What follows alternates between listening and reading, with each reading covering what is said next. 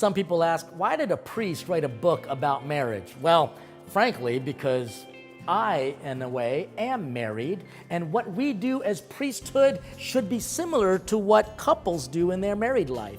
Sacrifice for each other, sanctify each other, and make sure that my bride and your spouse, we work hard to get them to heaven, which is what spicing up married life is all about. I wrote a book about it, but you can also see a version of that book's presentation either in DVD, where you can see me cook and share a message about marriage, or hear it on CD and also see it in digital format, which you could simply go to, find it at perusiamedia.com. And I hope you can satisfy what your spouse is hungering for, God's love through you.